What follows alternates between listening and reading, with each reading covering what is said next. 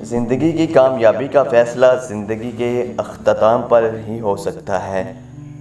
اپنی تکلیف کا لوگوں کے ساتھ ذکر نہ کرنا یہ آپ کا اپنی ذات پر بڑا احسان ہوگا۔ سائنس یہ نہیں بتا سکتی کہ جو خیال ذہن میں آتے ہیں وہ کہاں سے آتے ہیں۔ غم آ جائیں تو سمجھو تم کو پسند کیا جا رہا ہے۔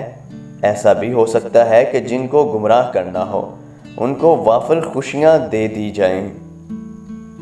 جہاں آپ کی پسند کی زندگی نہ ہو وہاں خاموشی سے گزر جانا یہ بھی اللہ کا شکر ہے۔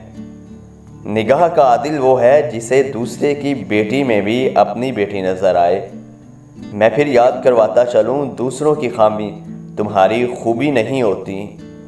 سب سے بڑا بدقسمت انسان وہ ہے جو غریب ہو کر سنگ دل رہے۔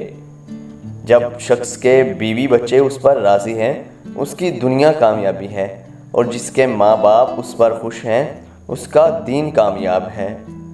جب تک توبہ کا دروازہ بند نہ ہو کسی آدمی کو برا نہ کہو۔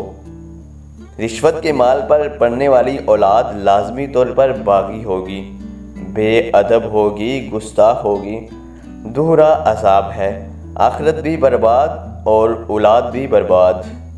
زندگی کے آدھے غم انسان دوسروں سے غلط توقعات کر کے خریدتا ہے۔ ہمیں بہت زیادہ علم کے مقابلے میں تھوڑے سے ادب کی زیادہ ضرورت ہے۔ کسی انسان میں خوبی دیکھو تو اسے بیان کرو، لیکن اگر خامی دیکھو تو وہاں تمہاری خوبی کا امتحان ہے۔ اگر اپنا گھر اپنے سکون کا باعث نہ بنو تو یہ توبہ کا وقت ہے۔